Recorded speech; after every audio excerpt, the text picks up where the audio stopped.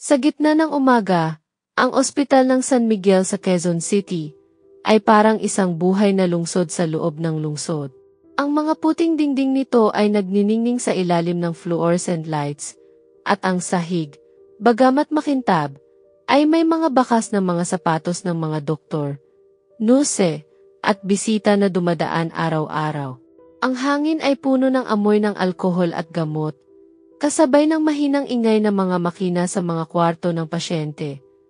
Ang pag-ugong ng oxygen tanks, ang pagtunog ng monitors, at ang mga bulong ng mga tao na parang hindi natatapos.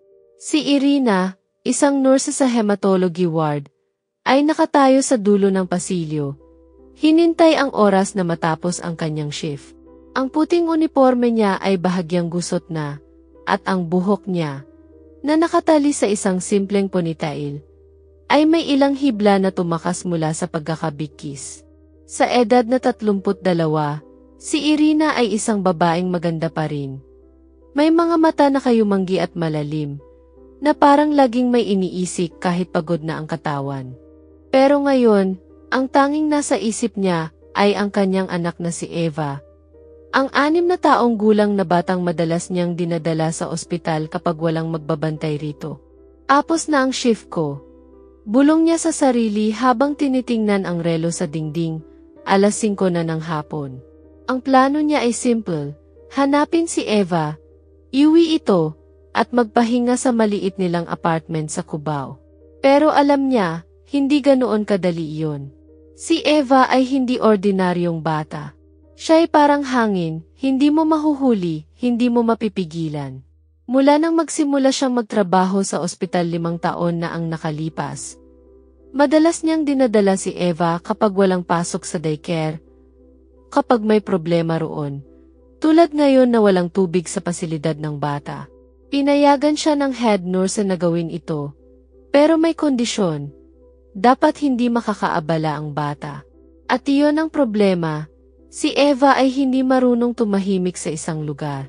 Lumapit siya sa news station, kung saan abala ang mga kasamahan niya sa pag-aayos ng mga papeles at paghahanda ng gamot para sa susunod na shift. "Nita, nakita mo ba si Eva?" Tanong niya kay Anita, isang veteranong nurse na may ngiti, kahit halos hindi na makagalaw ang katawan sa sobrang pagod. "Kanina pa, Irina. Mga 20 minuto na ang nakalipas. Nakita ko siyang tumatakbo papunta sa trauma ward." Sagot ni Anita habang inaayos ang salamin sa ilong. Trauma ward. Napakunot noo si Irina. "Salamat, Nita. Hanapin ko na siya bago pa magkagulo." Ang trauma ward ay hindi basta lugar para sa isang bata. Doon dumarating ang mga biktima ng aksidente, mga duguan, mga may bali, mga hindi sigurado kung mabubuhay pa, pero para kay Eva, ang ospital ay isang malaking palaruan. Ang bawat pasilyo, bawat kwarto, ay parang isang bagong mundo na gusto niyang kuklasin. Sabi ko na nga ba, nainip na naman siya sa hematology ward. Isip ni Irina habang binibilisan ang lakad. Napatingin siya sa paligid. Ang mga pasyente sa kanyang ward ay mga matatanda na may sakit sa dugo, tahimik at mahina. Walang makakapigil kay Eva na maghanap ng mas masayang lugar. Habang naglalakad, narinig niya ang mahinang tunog ng radyo mula sa isang kwarto. Isang lumang kanta ng Yemna, "Kahit maputi na ang buhok ko," na parang nagdadala ng kaunting aliw sa mabigat na hangin ng ospital. Pero hindi yon sapat para pakalmahin ang kanyang kaba. Kung makita siya ng head nurse sa trauma ward, lagot ako. Bulong niya, habang ang mga kamay niya ay bahagyang nanginginig sa pag-aalala. Pagdating ni Irina sa trauma ward, agad niyang napansin ang pagbabago sa paligid. Kung ang hematology ward ay tahimik at maayos, ang trauma ward ay parang isang larangan ng digmaan.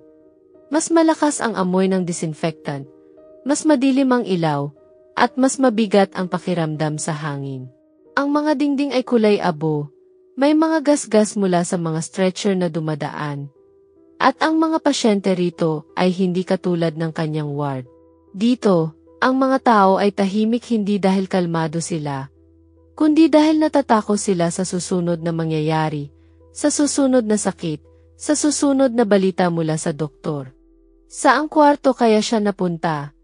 Tanong ni Irina sa sarili habang dahan-dahang naglalakad. Sumili siya sa malaking aquarium sa gitna ng pasilyo. Isang malaking tangke ng salamin na puno ng mga kulay-aring isda. Ang kubig ay gumagawa ng maliliit na bula. At ang mga ilaw sa loob ay nagpapakita ng mga anino sa sahig. Baka nandito siya, isip niya. Si Eva ay mahilig sa mga isda. Madalas itong tumitigil sa harap ng aquarium sa hematology ward at tinuturo ang mga clownfish na parang mga kaibigan niya. Pero wala siya roon ngayon. Anging isang janitor ang nakatayo malapit. Hinuhugasan ang salamin ng tangke. Lumapit siya sa malaking bintana sa dulo ng pasilyo, kung saan tanaw ang buong Quezon City. Ang mga matataas na gusali ay parang mga higanteng bantay. At ang traffic sa EDSA ay parang dagat ng mga ilaw na gumagalaw ng dahan-dahan. Ang araw ay papalubog na, nagpapakulay sa kalangitan ng orange at pink. At ang tanawin ay maganda kahit sa loob ng ospital. May ilang pasyente roon, nakatayo at nakatingin sa labas. Isang matandang lalaki na may crutches, isang babaeng may benda sa ulo. Pero wala pa rin si Eva. Biglang may narinig siyang mahinang kunog, ang tawa ni Eva, matinis at masaya, parang kampanilya sa simbahan tuwing linggo. Eva, tawag niya sa isip, at mabilis siyang naglakad patungo sa pinanggalingan ng tunog. Ang mga hakbang niya ay mas naging mabilis, at ang puso niya ay tumitibok ng malakas. Natigil siya sa harap ng isang pinto na may nakasulat na, Yai Room, sa maliit na karatula. Napalunok siya. Ang mga kwarto rito ay para sa mga mayaman, mga pasyenteng nagbabayad ng malaki para sa privacy at ginhawa. Hindi pwede rito si Eva. Bulong niya, pero alam niyang posible yun. Si Eva ay hindi natatakot sa mga pinto o mga karatula. Basta't may makikita siyang interesante, tutuloy siya. Dahan-dahan niyang itinulak ang pinto, at ang unang bumungad sa kanya ay ang malinis na kwarto. Puting mga dingding, malaking kama na may makapal na kumot, at isang malaking tea na nakasabit sa pader.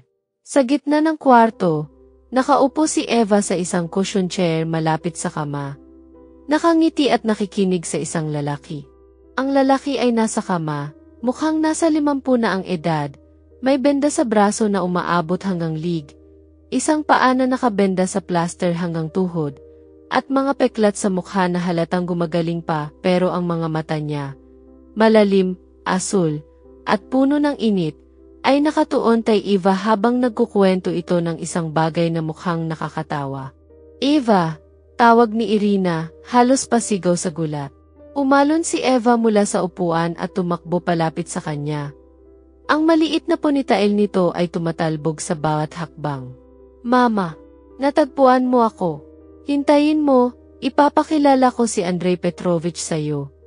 Masiglang sabi ng bata. Hinila ang kamay ng ina patungo sa lalaki.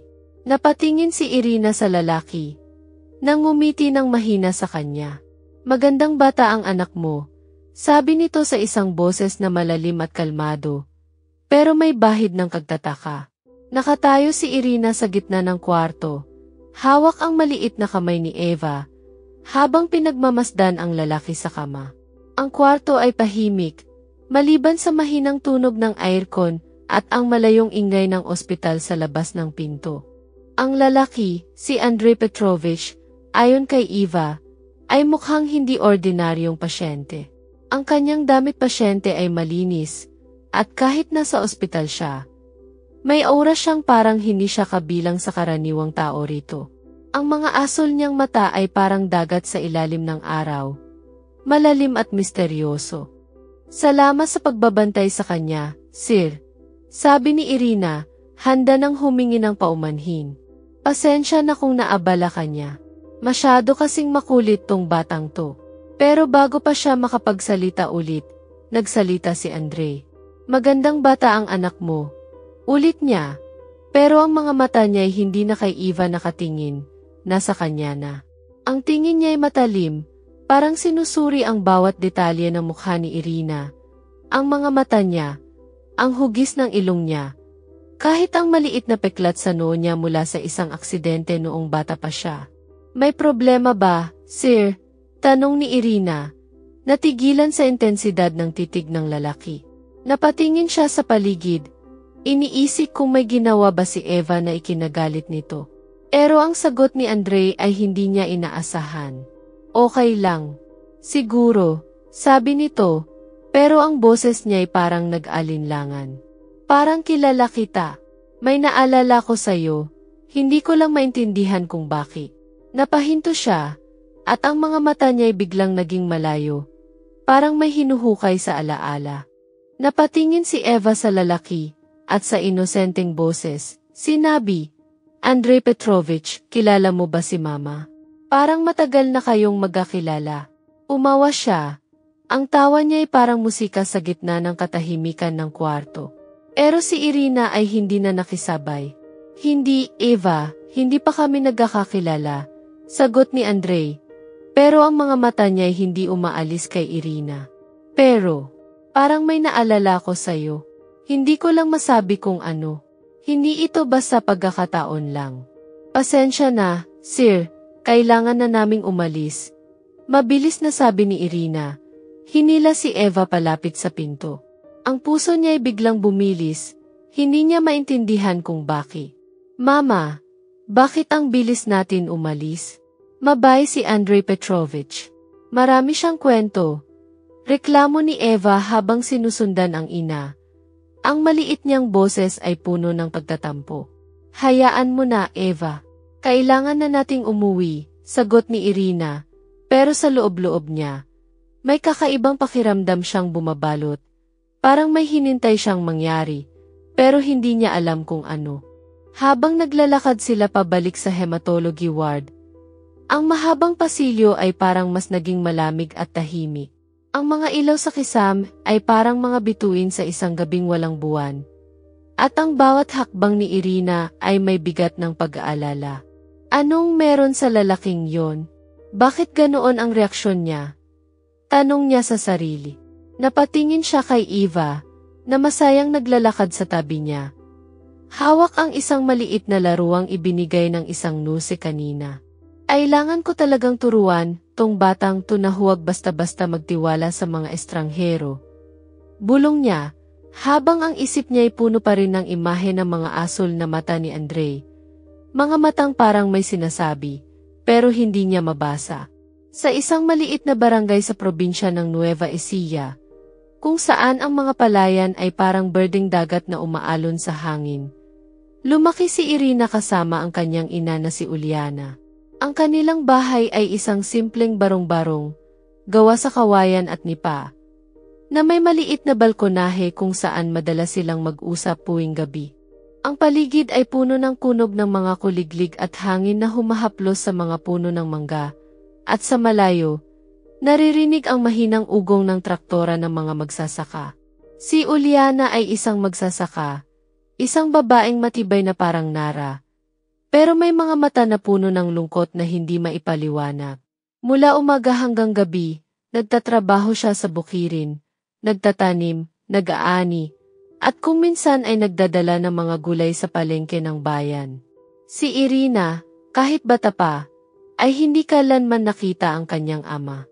Hindi rin siya nagtaka ng husto, dahil sa nayon nila, maraming pamilya ang katulad nila, walang ama, walang asawa, pero puno ng pag-asa kahit mahirap ang buhay. Ma, nasaan po si Papa? Tanong ni Irina isang gabi, habang nakaupo sila sa balkonahe. 9 na taong gulang pa lang siya noon, at ang buwan ay maliwanag sa kalangitan. Parang isang malaking lampara na nagbibigay liwanag sa kanilang maliit na mundo. Napatingin si Uliana sa anak, at sa halip na sagutin, ngumiti siya ng mahina, ngiti na parang may tinatago. Huwag mo nang isipin yon, Ana. Kami lang dalawa ang mahalaga, sabi niya, hinaplos ang buhok ni Irina. Hindi na siya nagtanong ulit, pero sa puso niya, naramdaman niyang may kwento roon na ayaw sabihin ng ina. Lumaki si Irina na matiyaga at masipag. Sa umaga, tumutulong siya sa bahay, naglilinis, nagluluto ng kanin at adobo para sa hapunan, at minsan ay naglalabas sa ilog kasama ang iba pang bata. Pagkatapos ng klase sa maliit na paaralan ng barangay, umuwi siya agad para gawin ang mga takdang aralin. Gusto niyang maging proud ang ina niya. Tuwing parent-teacher meeting, nakikita niya ang ngiti ni Uliana kapag sinasabi ng guro na si Irina ang pinakamatalino sa class. Salamat, anak, madalas sabihin ni Uliana, at ang mga salitang iyon ay parang ginto kay Irina. Sapat na para magpatuloy siya kahit pagod na. Pero habang tumatanda siya, lalong naging malinaw kay Irina ang hirap ng buhay nila. Si Uliana ay hindi kailanman bumili ng bagong damit para sa sarili.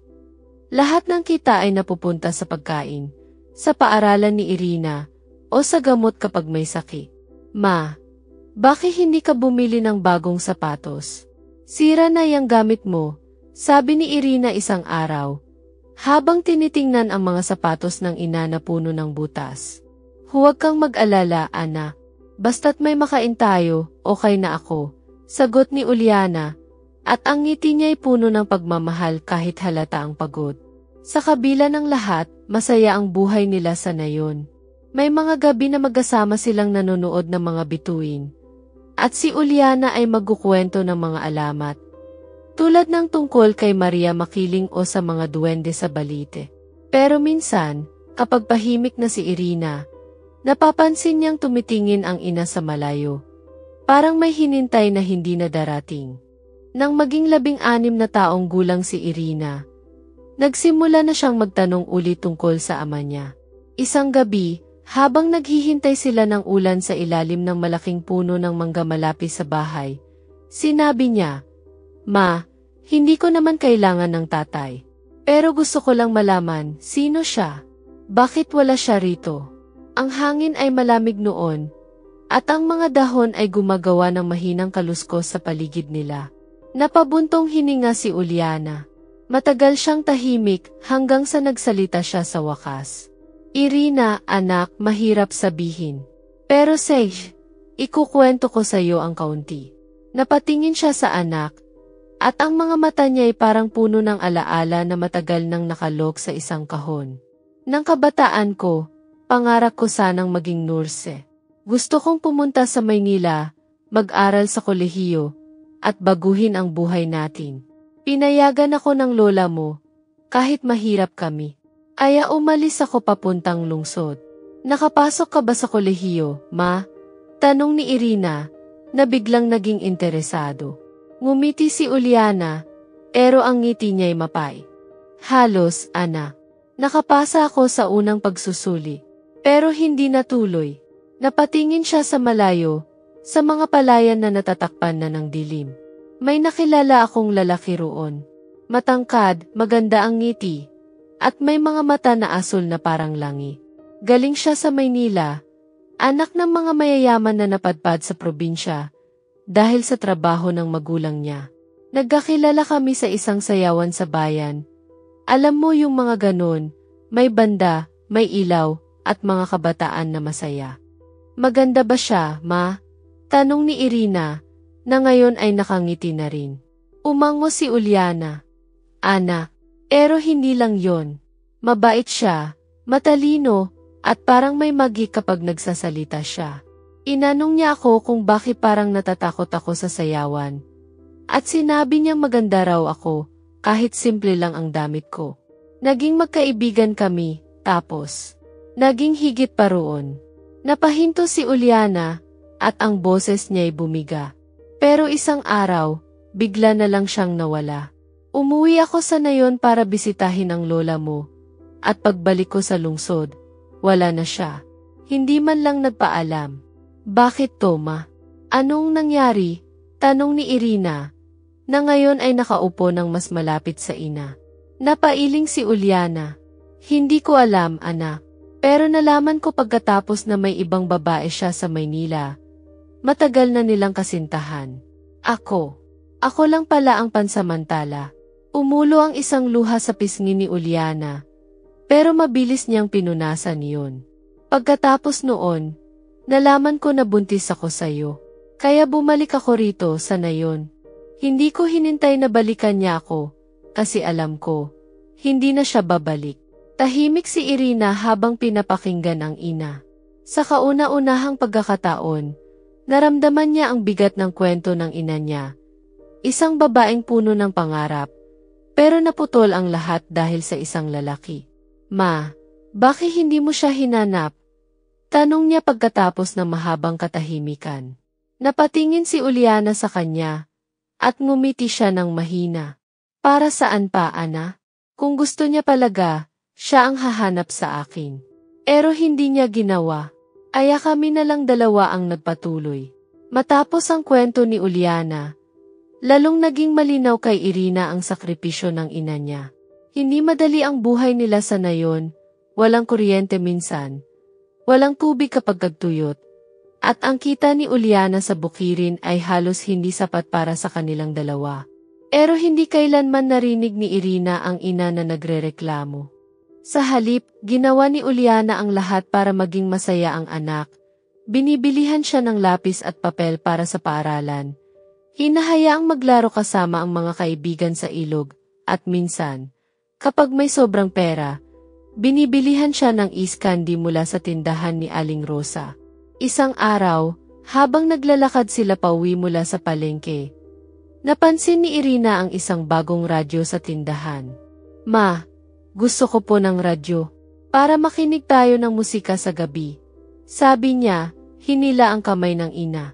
Napatingin si Uliana sa radyo, at nakita ni Irina ang pag-aalinlangan sa mga mata niya. Sage, Ana. Pero kailangan nating mag-ipon muna, sagot ni Uliana. At kahit hindi yon ang gusto niyang marinig, ngumiti si Irina. Alam niya kung gaano kahirap kay Uliana ang magsabi ng hindi. Kaya nagpasya siyang huwag nang magmalaki. Nang matapos ang high school si Irina, siya ang valedictorian ng kanilang class. Sa graduasyon niya, nakita niya ang luha sa mga mata ni Uliana habang nakikinig sa speech niya. Salamat sa ina ko, na nagturo sa akin na ang tunay na yaman ay hindi nasa pera, kundi sa puso, sabi ni Irina sa entablado, at narinig niya ang palakpakan ng mga tao sa paligid. Pagkatapos ng seremonya, niyakap siya ni Uliana ng mahigpit. Proud na proud ako sa iyo, anak, bulong niya, at sa sandaling iyon, naramdaman ni Irina na sulit ang lahat ng hirap nila. Ma, mag-aaral ako ng nursing sa kolehiyo.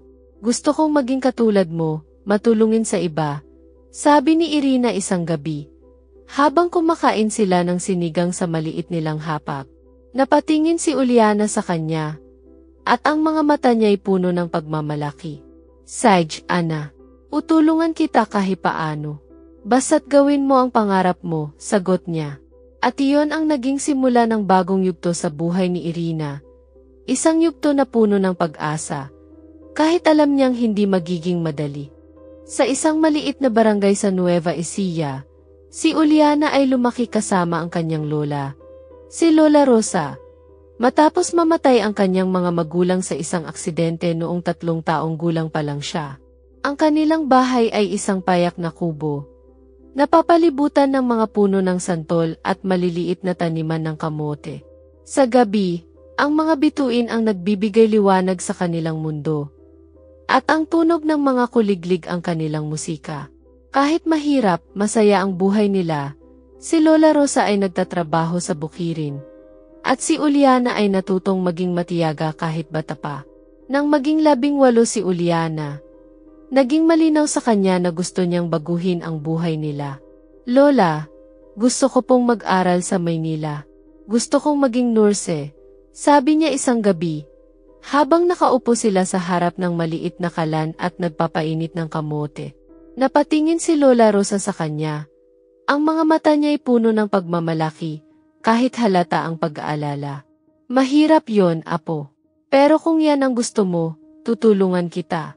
Mag-ipon tayo, sagot niya, at hinaplos ang buhok ni Uliana. Pagkatapos ng ilang buwan ng pagtitipid, pagbebenta ng gulay, pagtitinda ng mga hinabing banig, nakapag-ipon sila ng sapa para sa pamasahe at unang buwan ni Uliana sa lungsod. Isang umaga, sakay ng isang lumang bus na puno ng mga manok at sako ng bigas, Umalis si Uliana patungong Maynila. Ang bintana ng bus ay puno ng alikabo, pero ang mga mata niya ay puno ng pag-asa. Sa unang pagkakataon, nakita niya ang mga matataas na gusali, ang mga ilaw ng EDSA, at ang ingay ng mga jeepney na parang hindi natutulog. Sa Maynila, tumuloy siya sa bahay ng isang malayong pinsan ng lola niya, si Tia Linda, na nakatira sa isang maliit na apartment sa Sampaloc. Pero hindi siya tinanggap ng buong puso. Huwag kang magulo rito, ha? Matulog ka lang sa sahig at huwag kang mag-aksaya ng tubig. Sabi ni Tia Linda sa kanya noong unang araw. Ang boses niya ay matigas at walang ini.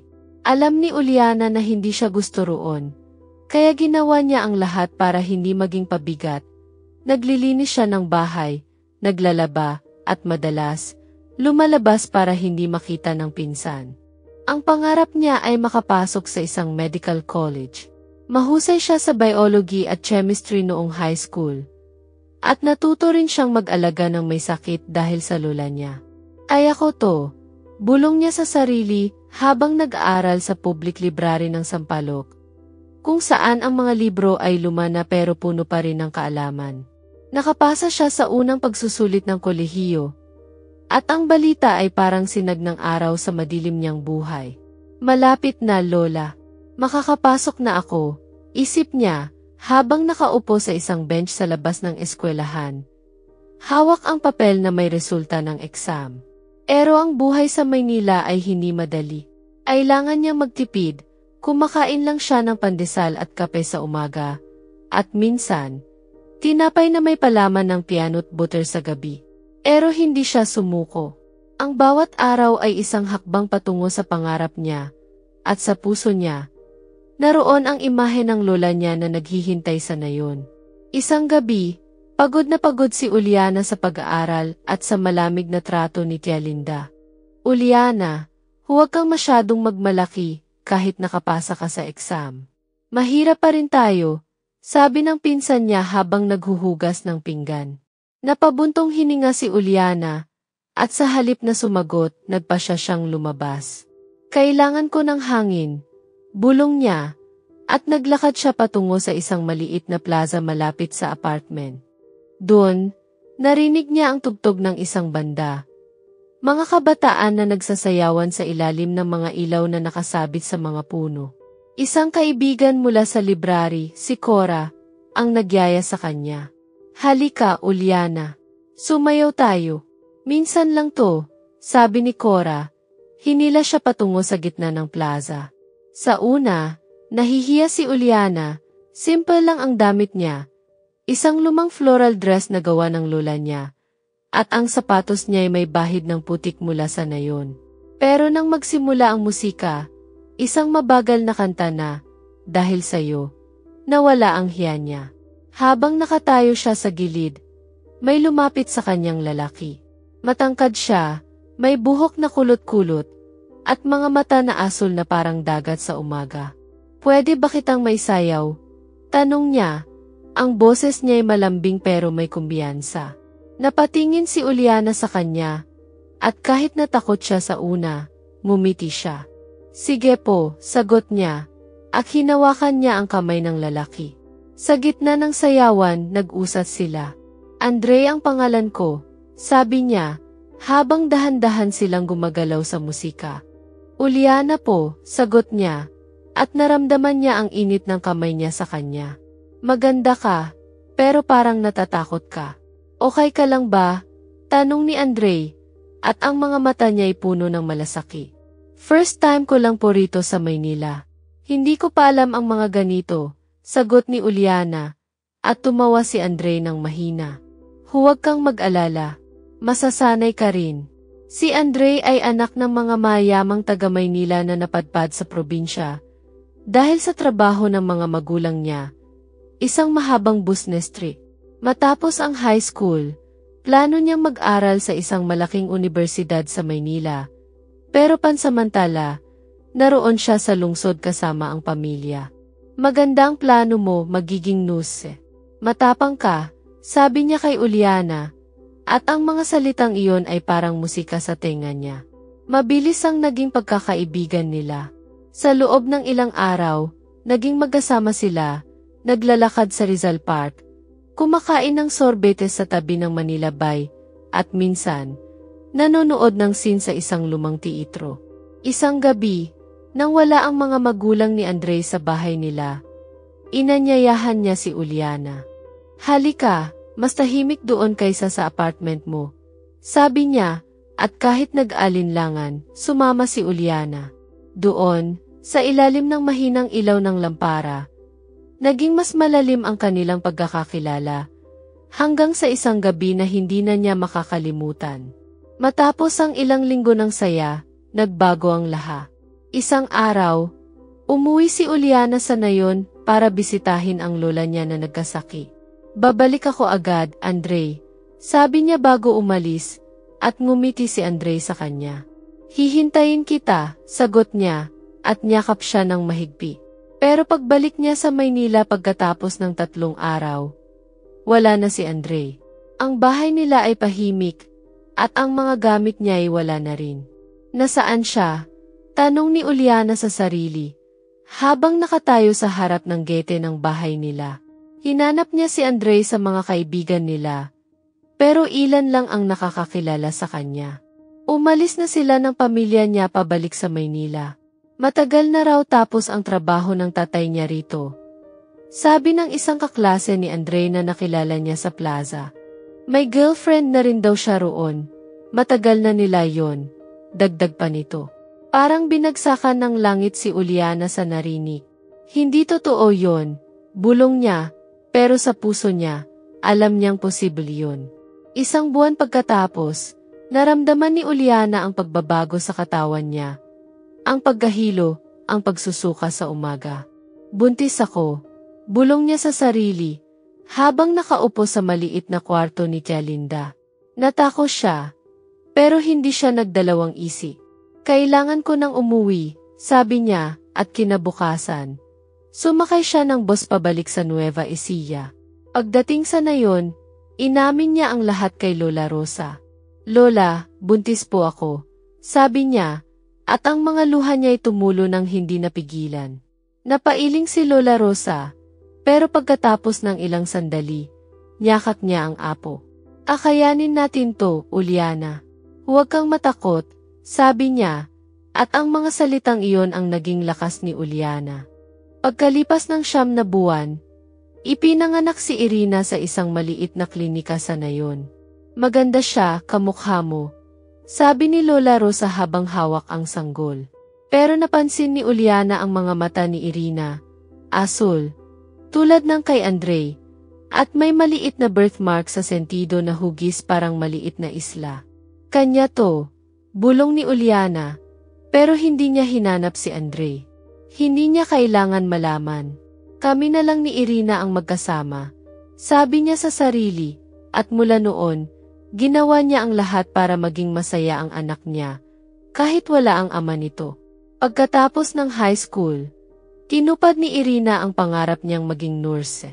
Sa tulong ng ina niyang si Uliana, nakapasok siya sa isang nursing college sa Quezon City. Ang unang araw niya sa kolehiyo ay puno ng kaba, ang mga gusali ay malalaki, ang mga kaklase niya ay mukhang may kumbiyansa, at ang mga propesor ay parang mga Diyos na hindi mo pwedeng lapitan. Pero sa puso niya, naroon ang determinasyon. "Para kay Mama to," bulong niya habang nakaupo sa classroom. Hawak ang bagong notebook na binili ni Uliana para sa kanya. Matapos ang 4 na taon ng pagsisikap, mga gabing walang tulog, mga araw ng pag-aaral sa library, at mga praktikal sa ospital, nagtapos si Irina bilang isa sa mga nangunguna sa klase. "Salamat, Ma," sabi niya kay Uliana nang yakapin niya ito sa graduasyon, habang ang mga luha ng ina ay tumutulo sa kanyang balika. "Ikaw ang nagbigay ng lakas sa akin, anak," sagot ni Uliana, at sa sandaling iyon, naramdaman ni Irina na sulit ang lahat. Nang makakuha ng lisensya bilang nurse, nagsimula siyang magtrabaho sa ospital ng San Miguel sa Quezon City, ang parehong ospital kung saan siya maghahanap kay Eva makalipas ang mga taon. Sa una, maliit lang ang sahod niya, At si Uliana pa rin ang kumutulong sa kanya sa upa ng maliit niyang apartment sa Cubao. Pero habang tumatagal, naging mas matatag ang buhay niya. Ay ako na to, ma. Sabi niya isang araw sa telepono. At narinig niya ang ngiti sa boses ng ina. Alam ko, anak. Matapang ka. Isang gabi, noong Marso 8, nagpasya si Irina na magdiwang kasama ang mga kaibigan mula sa ospital. International Women's Day yon, at nagpunta sila sa isang club sa Tomas Morato. Isang lugar na puno ng ilaw, musika, at mga kabataang nagsasaya. Suot ni Irina ang kanyang paboritong itim na dress, simple pero hapit sa katawan, na binili niya sa ukay-ukay pero parang bago pa rin. Maganda ka ngayon, Irina, sabi ng kaibigan niyang si Maisel, habang inaayos ang buhok niya sa harap ng salamin sa banyo ng club. Salamat, Marisel. Minsan lang to, sagot ni Irina, at ngumiti siya ng mahina. Sa gitna ng club, habang tumutugtog ang pusong bato, at nagsasayawan ang mga tao, may lumapis sa kanyang lalaki. Matangkad siya, may katawang parang atleta, at suot ang isang simpleng granite shirt na may mamahaling relo sa pulsuhan. Kanina pa kita tinitingnan, sabi niya, ang boses niya ay malalim at may ngiti na parang nakakaaki. Ako si Semen. Napatingin si Irina sa kanya, at kahit nahiya siya sa una, ngumiti rin siya. Irina, sagot niya, at naramdaman niya ang init sa pisngi niya. Sumayaw tayo. Tanong ni Semen, at bago pa makasagot si Irina, hinawakan na niya ang kamay niya. Sa ilalim ng mga kumikislap na ilaw, sumayaw sila, dahan-dahan, parang magkasundo ang bawat galaw nila. Maganda ka talaga, bulong ni Semen sa tenga niya, at ang mga salitang iyon ay parang musika kay Irina. Sa unang pagkakataon sa mahabang panahon, naramdaman niyang maganda siya, hindi lang isang nuse, hindi lang isang anak, kundi isang babae na hinahangaan. Habang kumatagal ang gabi, lalong naging malapit sina Irina at Semen. Matapos ang sayaw, umupo sila sa isang sulok ng club, malayo sa ingay ng dance floor. Saan ka galing, Semen? Tanong ni Irina, habang hawak ang isang baso ng istia. Hindi siya umiinom ng alak, pero gusto niyang magtagal ang usapan. Sa Pampanga ako lumaki, pero ngayon, sa Makati na ako nakatira. Business trip lang ako rito sa Quezon City. Sagot ni Semen, at ang mga mata niya ay parang nagniningning habang tinitingnan siya. Pero masaya ako na napadpad ako rito, kasi nakilala kita. Natawa si Irina, at sa unang pagkakataon, naramdaman niya ang gaan ng puso niya. Nurse ako sa San Miguel Hospital. Simple lang ang buhay ko, sabi niya, pero hindi siya nahiya. Simple, pero maganda, sagot ni Semen. At hinawakan niya ang kamay niya sa ibabaw ng mesa. Ang haplos niya ay malambot, at ang mga salita niya ay parang hinila si Irina sa isang mundong hindi niya alam na posible. Nang maging masyadong maingay ang club, sinabi ni Semen, Tara, lumabas tayo. Gusto ko sanang makapag-usap tayo ng mahimbing. Sumang-ayon si Irina, at sumakay sila sa kotse niya. Isang mamahaling SUV na amoy citrus sa loob. Saan tayo pupunta? Tanong ni Irina, habang tinitingnan ang mga ilaw ng lungsod sa labas ng bintana. Sa isang tahimik na lugar. Gusto ko lang kasama ka, sagot ni Semen, at ngumiti siya sa kanya. Dinala niya si Irina sa isang maliit na park malapit sa Marikina River. Isang lugar na tahimik, malayo sa ingay ng lungsod. Naglakad sila sa tabi ng ilog, ang hangin ay malamig, at ang mga bituin ay parang mga diamante sa kalangitan. Alam mo, Irina, parang tadhana tong pagkikita natin. Sabi ni Semen habang nakaupo sila sa isang bench. Parang pelikula, sagot ni Irina, at natawa siya ng mahina. Pero sa loob niya, naramdaman niyang totoo ang sinabi niya. May kakaiba sa gabing iyon. Nang maging masyadong malamig, hinatid siya ni Semen sa apartment niya sa Cubao. Pasok ka muna, sabi ni Irina, kahit alam niyang hindi iyon ang dapat gawin sa unang gabi ng pagkikilala. Pero hindi siya natakot, Parang kilala niya na si Semen ng matagal. Sa loob ng maliit niyang sala, nag-usap pa sila hanggang madaling araw, at nang magkayaka sila sa sofa, naramdaman ni Irina ang init ng katawan niya. Maganda ka, Irina. Ikaw ang hinintay ko, bulong ni Semen, at sa mga salitang iyon, nahulog si Irina, hindi lang sa yakap niya, kundi sa pangako ng isang bagong simula. Nang matulog sila ng magkayakap, puno ng saya ang puso ni Irina. Pero nang magising siya kinabukasan, 2:00 na ng hapon, wala na si Semen. Ang mga gamit niya, ang jacket, ang sapatos, ang bag, wala na rin. Semen, tawag niya, pero ang apartment ay tahimik. Napatakbo siya sa kusina, sa banyo, pero wala siya roon. Baka lumabas lang, bulong niya, pero habang kumatagal, lalong bumigat ang dibdib niya. Hindi nila napag-usapan ang numero ng telepono, at ngayon, wala siyang paraan para mahanap siya. Lumipas ang 1 linggo, at hindi na bumalik si Semen. Sinubukan ni Irina na pumunta sa club sa Tomas Morato. Umaasang makikita siya roon, pero wala siya. Baka hindi naman Semen ang tunay niyang pangalan. Sabi ng kaibigan niyang si Maisel nang ikinuwento niya ang nangyari. Hayaan mo na, Irina. Marami pang iba riyan, dagdag pa nito. Pero hindi yon sapa para punan ang sakit sa puso niya. 1 buwan pagkatapos, napansin ni Irina ang pagbabago sa katawan niya. Ang paggahilo, ang pag-aantok kahit bagong gising. Hindi kaya, bulong niya, at bumili siya ng pregnancy test sa botika malapit sa ospital. Sa banyo ng apartment niya, hinintay niya ang resulta, at nang lumabas ang 2 guhit, napatakik siya ng bibig. Buntis ako, sabi niya, at ang mga luha niya'y tumulo ng hindi napigilan. Kinabukasan, sumakay siya ng bus patungong Nueva Ecija para kausapin si Uliana. Ma, buntis po ako, sabi niya nang makarating sa nayon, habang nakaupo sila sa balkonahe ng kubo. Napatingin si Uliana sa kanya, at sa halip na magmalaki, hinawakan niya ang kamay ng anak. Anong nararamdaman mo, Irina? Tanong niya, ang boses niya'y puno ng malasaki. Natatakot po ako, mapaano ko bubuhayin to? Wala akong asawa, maliit lang ang sahod ko. Sagot ni Irina, at ang mga luha niya'y hindi na natigil. Matatakot ka talaga, Ana. Pero ikaw ang magdedesisyon. Anong gusto mo? Tanong ni Uliana. Hindi ko po alam, mapero. Ayoko pong alisin to, sabi ni Irina, at sa sandaling iyon, naramdaman niya ang pagmamahal sa bata sa sinapupunan niya. Ngumiti si Uliana. Kung yan ang gusto mo, tutulungan kita. Magtatrabaho ka hanggang kaya mo, tapos uwi ka rito kapag malapit ng mga na.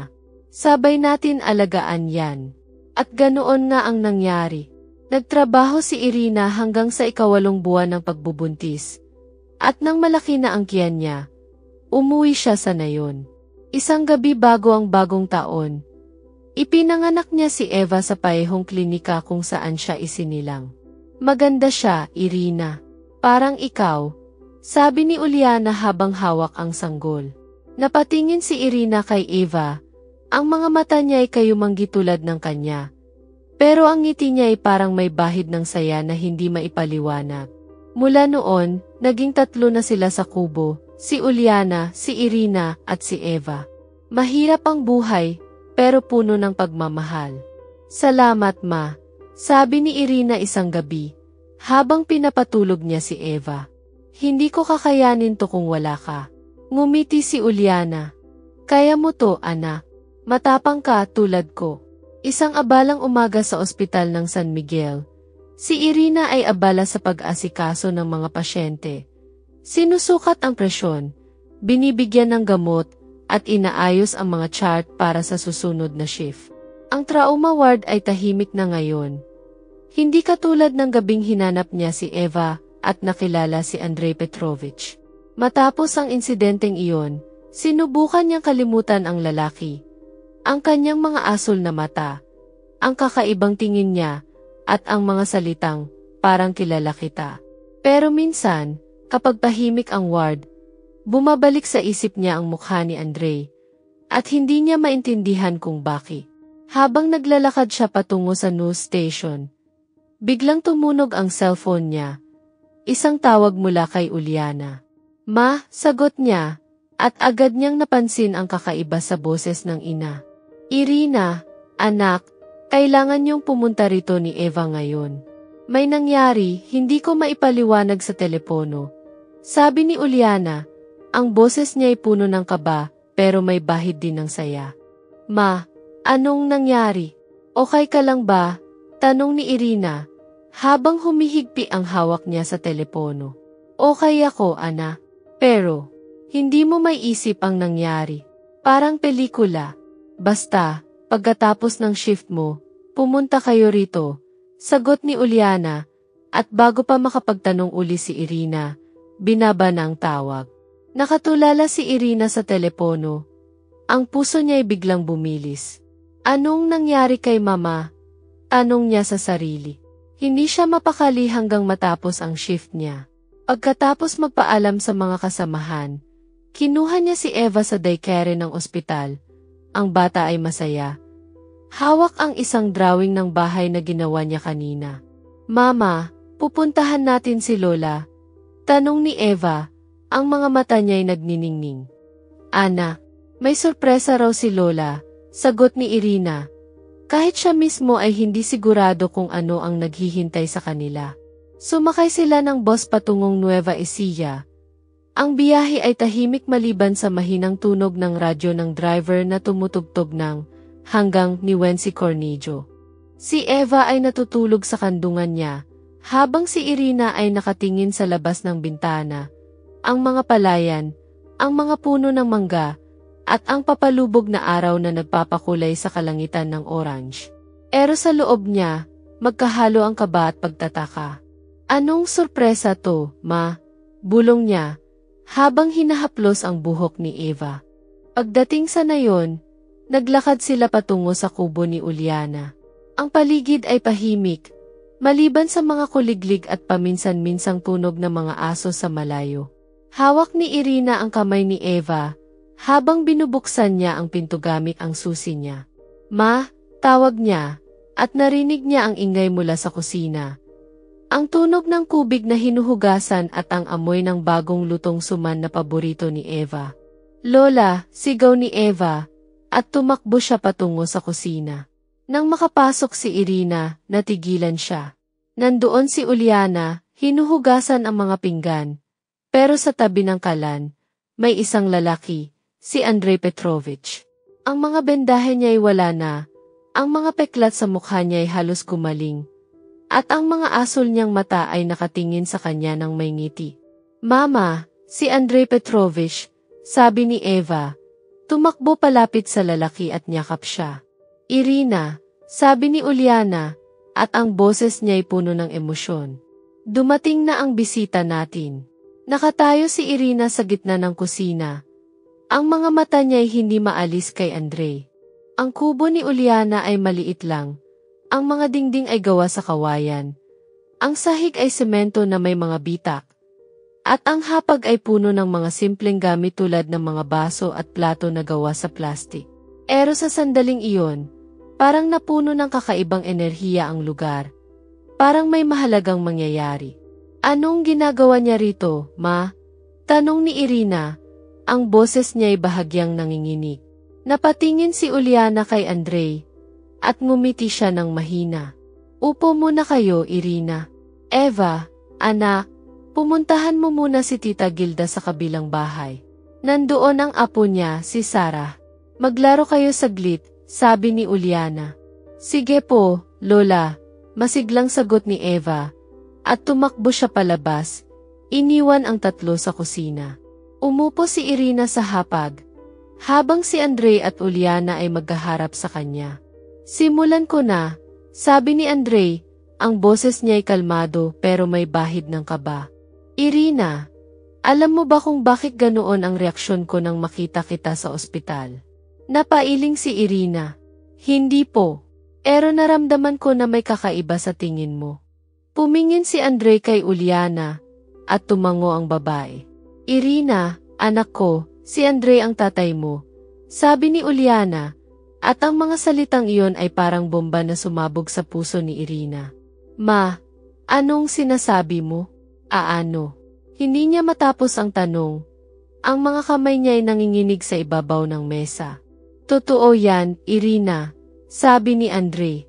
Ako ang lalaking minahal ng mama mo noon. At ikaw, anak ko. Ahimik si Irina habang pinapakinggan ang kwento ni Andre. Nang makilala ko si Uliana sa Maynila, 18 pa lang kami pareho. Matapos ang high school, dinala ako ng mga magulang ko sa probinsya dahil sa trabaho nila. Doon ko siya nakilala sa isang sayawan. Minahal ko siya agad, Irina. Parang tadhana ang pagkikita namin. Sabi ni Andre, at ang mga mata niya ay puno ng alaala. Pero bakit mo iniwan si Mama? Tanong ni Irina, ang boses niya ay puno ng sakit. Napabuntong hininga si Andre. Hindi ko ginusto yon, Ana. May ibang babae akong kilala sa Maynila, si Oksana. Kaibigan siya ng pamilya, at matagal nang sinasabi ng mga magulang ko na kami ang magkakatuluyan. Pero hindi ko siya minahal. Si Uliana ang gusto ko. Plano ko sanang dalhin siya sa Maynila, pakasalan siya. Pero niloko ako ni Oksana. Anong ginawa niya? Tanong ni Irina, ang mga mata niya ay puno ng pagtataka. Nang malaman ni Oksana na may mahal na akong iba, gumawa siya ng paraan para paghiwalayin kami. Pinalabas niya sa mga magulang ko na si Uliana ay masamang babae. Isang mahirap na gustong sumungkit ng mayaman. Gumawa siya ng peking larawan. Si Uliana nakasama ang ibang lalaki. Parang magasintahan. Nang makita ko yon, nasaktan ako. Akala ko, niloko ako ng mama mo. Aya umalis ako kasama ang pamilya ko pabalik sa Maynila. Hindi man lang nagpaalam. Sabi ni Andre, at ang boses niya ay bumigat sa pagsisisi. Napatingin si Irina kay Uliana. Ma, totoo ba to? Tanong niya at tumango ang ina. Ana, pero hindi ko alam noon na buntis na ako sa'yo nang umalis siya. Nang malaman ko, hindi ko na siya hinana. Akala ko, hindi niya ako mahal. Kaya pinalaki kita mag-isa, kasama si Lola Rosa. Sabi ni Uliana, at hinawakan niya ang kamay ni Irina. Paano mo nalaman ang lahat, Andre? Tanong ni Irina, ang mga mata niya ay puno ng luha. Nang makita kita sa ospital, Irina, napansin ko agad ang pagkakahawig mo kay Uliana. Pero ang mga mata mo asul, tulad ng sa akin. At ang birthmark mo sa sentido, pareho ng sa akin at ng nanay ko. Alam ko agad na anak kita, sabi ni Andre. Nang makalabas ako sa ospital, hinanap ko ang mama mo. Inamin ni Oksana ang lahat, ang panluloko niya, ang peking larawan.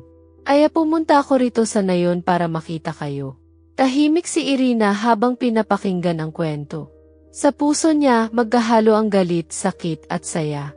Bakit ngayon lang, Andre? Bakit hindi mo kami hinanap noon? Tanong niya, at ang mga luha niya ay tumulo na. Natakot ako, Irina. Bata pa ako noon, nadala ng emosyon. Pero hindi ko kailanman nakalimutan ang mama mo.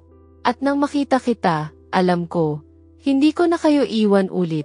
Sagot ni Andre, at ang mga mata niya ay puno ng pagsisisi at pagmamahal. Napatingin si Irina kay Uliana, at nakita niya ang ngiti sa mukha ng ina. Ma, okay ka lang ba rito? Tanong niya. Ana, matagal ko nang hinintay to. Kahit hindi ko inamin sa sarili ko. Ngayon, buo na tayo, sabi ni Uliana at niyakap niya si Irina. Sumali si Andre sa yakap, at sa unang pagkakataon, naramdaman ni Irina ang init ng isang pamilya. Hindi lang siya si Eva, kundi kasama rin ang mga magulang niya. Nang bumalik si Eva mula kay Tita Gilda, nakita niya ang tatlo na magkayaka. Lola, Mama, Andre Petrovich. Anong nangyayari? Tanong niya, at tumawa si Uliana. Eva, anak, si Andre ang lolo mo, sabi niya, at ang mga mata ni Eva ay nagniningning. Lolo, magkukuwento ka pa ba ng mga tula sa akin? Tanong niya, at tumawa si Andre. Apo, marami pa akong ikukwento sa iyo. Sa gabing iyon, Naghapunan sila sa kubo, suman, adobo, at mainit na kape. Ang mga tawa nila ay puno ng saya, at kahit maraming taon ang nawala, naramdaman ni Irina na nagsisimula na ang bagong kabanata ng buhay nila bilang isang pamilya.